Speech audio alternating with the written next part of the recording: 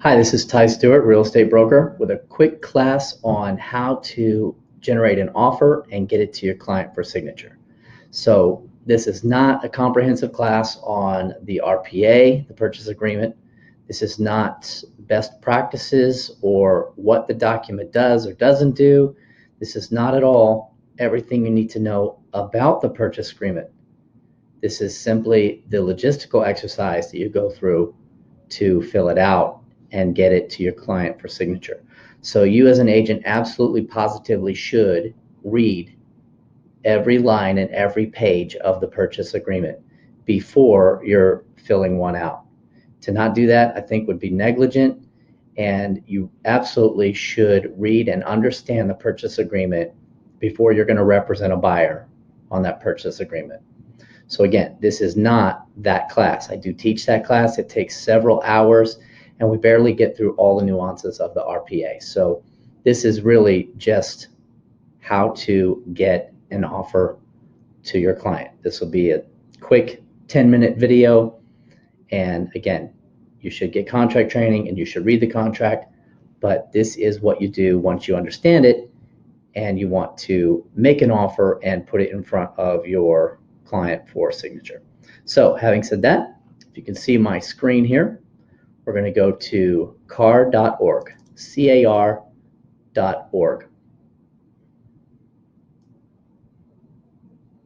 All right, here we are on car.org. Click on this Access Zip Forms. It'll say validating membership in this little box, and then click, it'll turn into a continue to zip form button. Click on that button.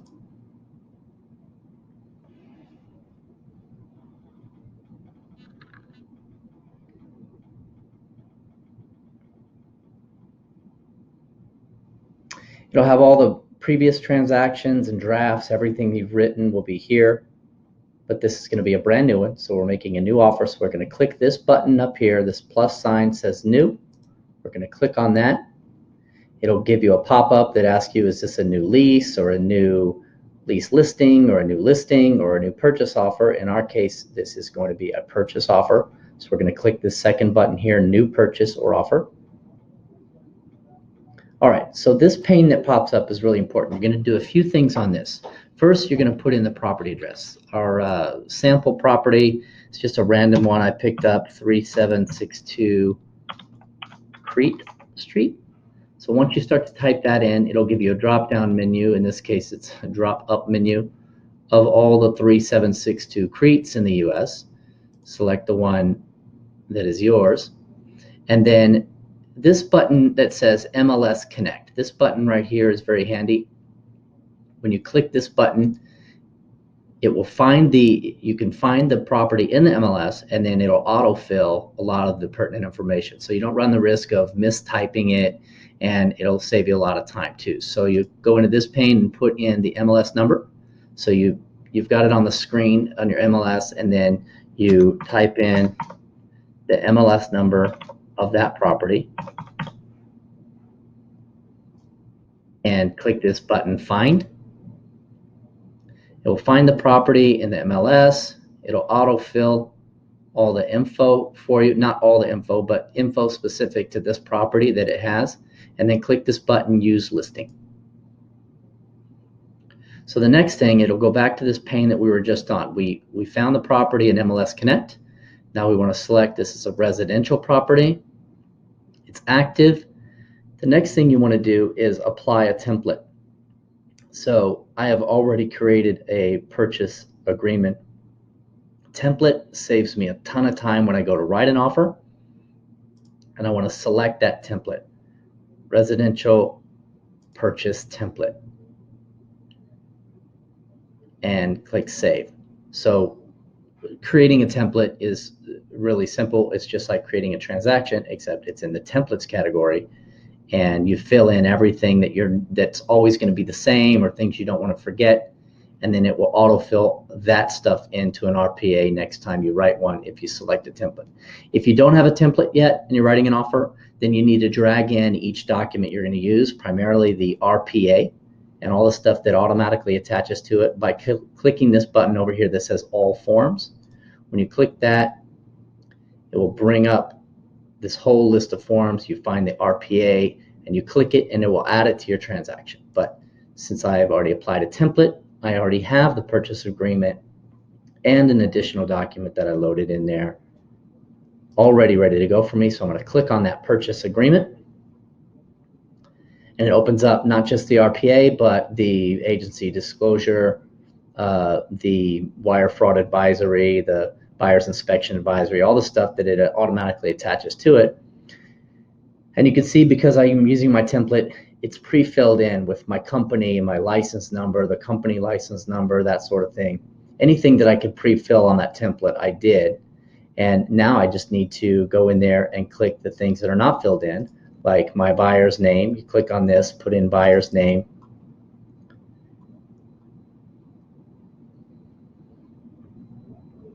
We're going to go down to the actual purchase agreement itself.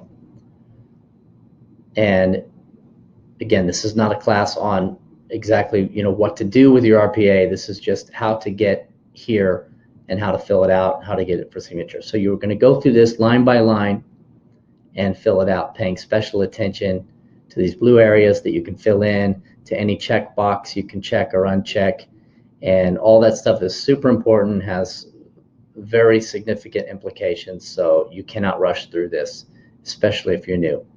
So because I used MLS Connect, it pre-filled in the listing agent's company and name. This looks like the same company, but as it turns out, it's two different Keller Williams Realties. So it's not dual agency.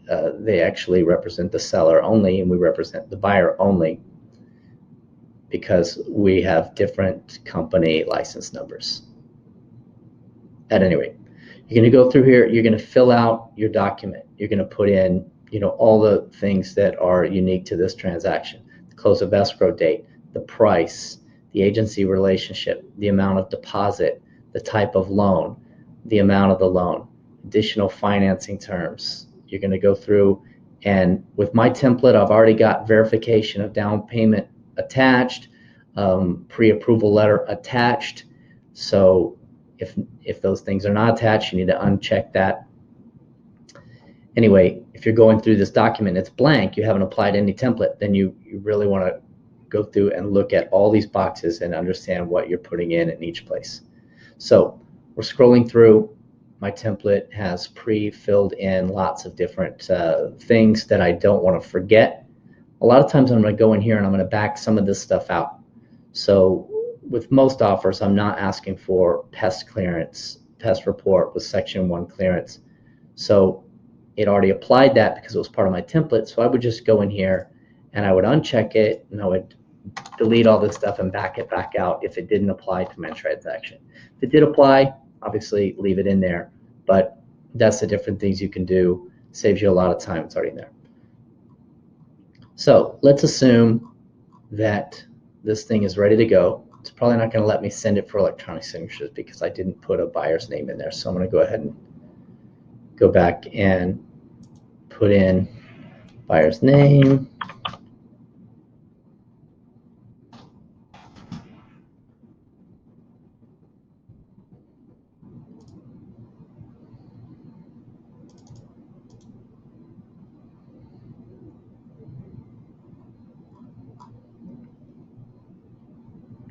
So you can click Save. It's this button up here. And then e-signature. Click this button that says e-sign.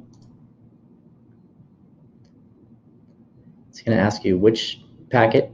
It's the only one we have in there, the California Purchase Agreement. You see it's the document here. Click Next, this green button up here. It will load in the listing agent's information. You don't normally send it to the listing agent for electronic signature. You really want to probably just mark it for your own electronic signature, and then for your buyer's electronic signature.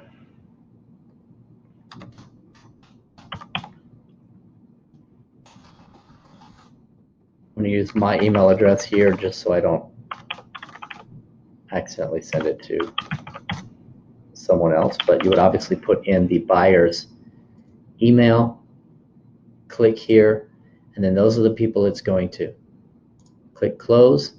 And then helpful hint here is if you've got multiple buyers, I like to set them up as both number two. I like to set it up to where I sign it first. That gives me one more chance to proofread it while I'm signing it.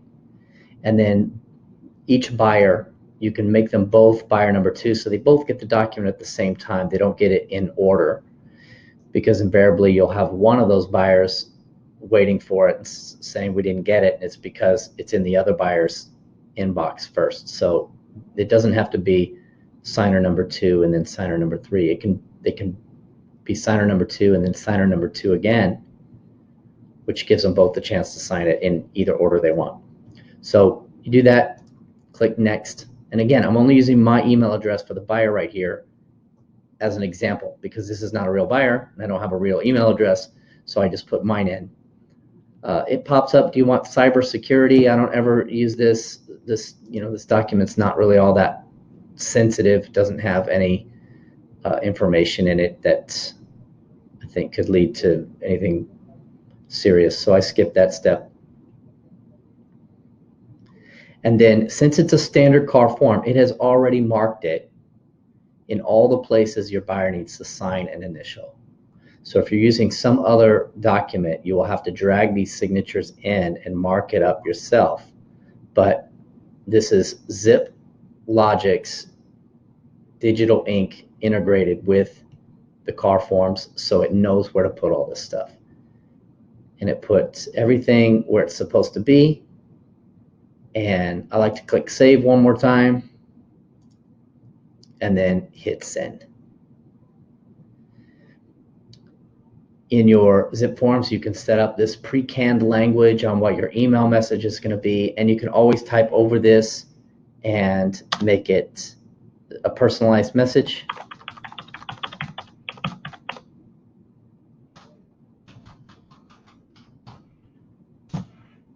And I like to change the title, because California Residential Purchase Agreement 12-18, that might not mean as much to your buyer. So I do this, offer to sign electronically. And I might even put offer for Creek Street to sign electronically. So it's a little bit more descriptive and they know what you're doing. You hit send here and it'll go to you. In this situation, it's going to go to me first, then it's going to go to your buyer, and then it's all going to come back to you signed. Once they sign it, you'll get an email that it's signed. Save it as a PDF, then put it in your email along with the pre-approval letter and proof of funds, and email it to the listing agent. Follow it up with a phone call. Hey, I just sent you an offer on Creek Street, etc., etc. And best of luck to you. I hope you get your offer accepted, and I hope this video was helpful to you.